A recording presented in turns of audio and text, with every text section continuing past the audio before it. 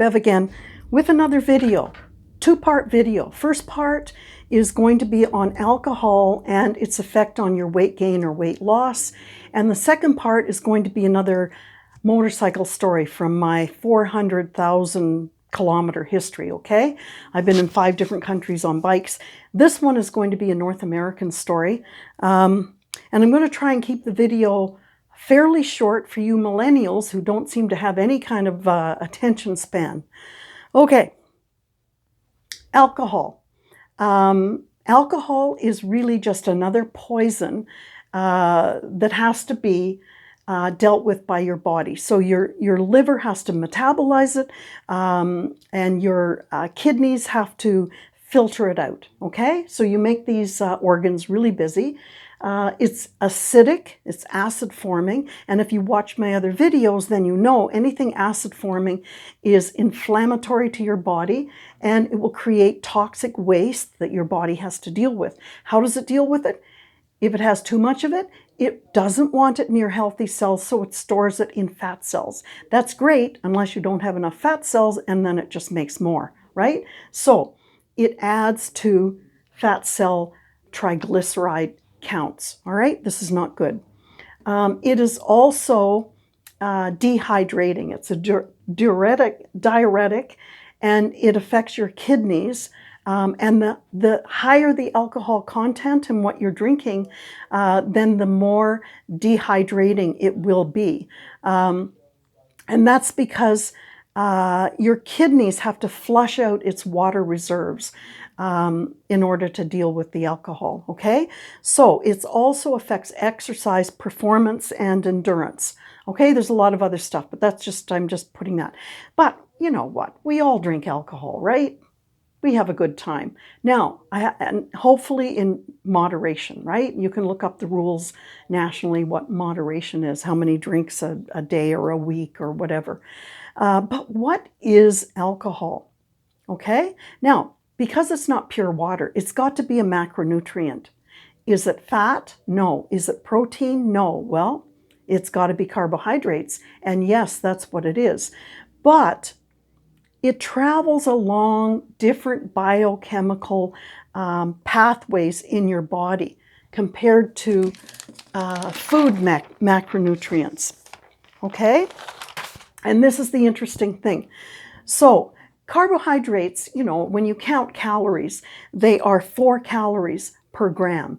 And same thing with protein, right? Fat is higher at 9. But as I said, it doesn't react the same way in your body as other carbs. And in fact, because of that, it's 7 calories per gram, which is getting up there, right? It's getting near fat, which is 9.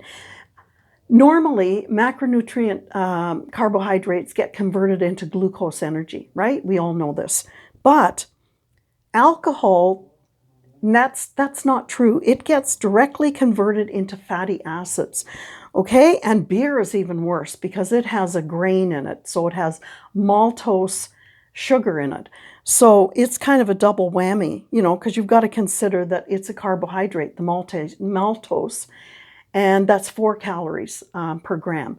So welcome to beer bellies, right? What I want to say is that the sugar and the starch in the booze provides that 7 calories per gram, right? You've got to take it into consideration. And there's nothing else in it. There's no nutritive value in alcohol. It's straight sugar, no nutrients, right? It's just the alcohol providing, you know, the calories, right? So if you drink a lot, you're going to have to count at least 7 calories a gram, right? If you're counting calories daily. Now, if you're really serious about losing weight, if you want to go to a wedding or whatever the story is, then you should lay off all alcohol for 3 months. You're going to see a huge difference in your body. You're going to sleep a lot better, and you're going to look a hell of a lot better. As you know, wine is a form of sugar. It's made from grapes, obviously. Beer spikes insulin hormone levels, And that it's actually higher than beer is a super carb, and it's worse than white bread. Okay, and hard liquor, it may not have any fructose sugar in it, but you know, most of the time you're adding soda pop, right? And so that's going to kick into a sugar hit. So what I would say, two things: drink water when you're in between your alcoholic drinks. Okay, that's going to help the dehydration effect, and eat food whenever you're drinking alcohol, because that's going to slow down the alcohol absorption that is needed by your body. Okay?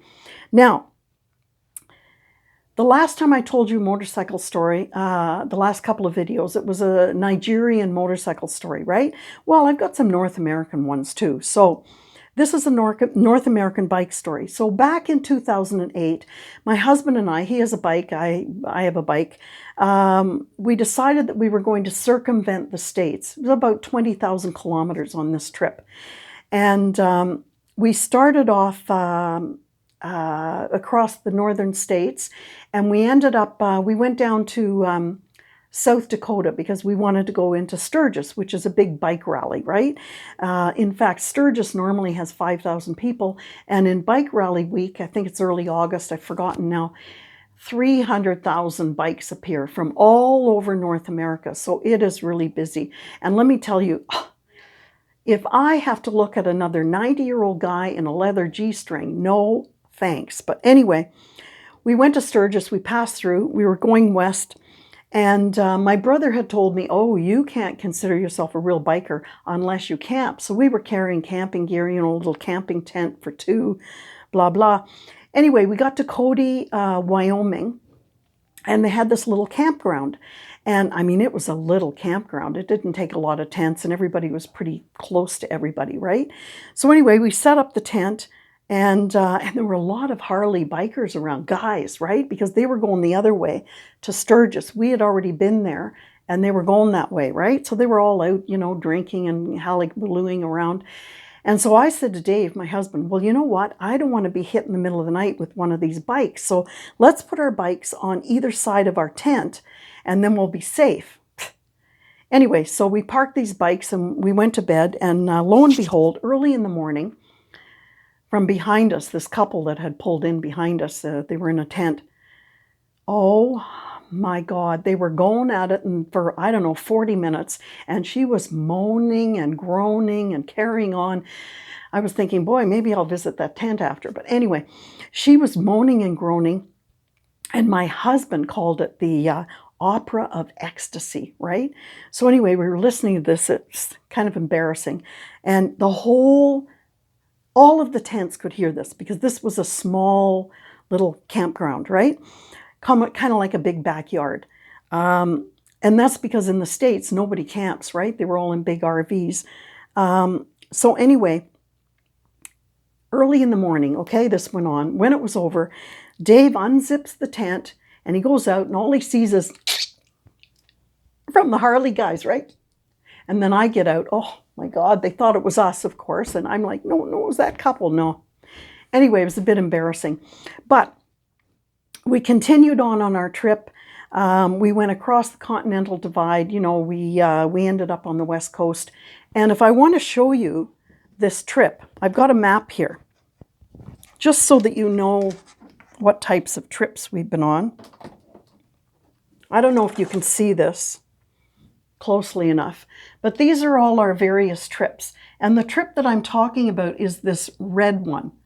So this is South Dakota, and then we went, this is Wyoming, and we went up across the divide down, you know, we saw the Grand Canyon, blah, blah, and we Memphis, Nashville, and everything. Anyway, there's tons of different trips, and I've got a ton of stories, okay? So I'll see you in the next video, and don't forget to buy my book. Alrighty. Bye for now.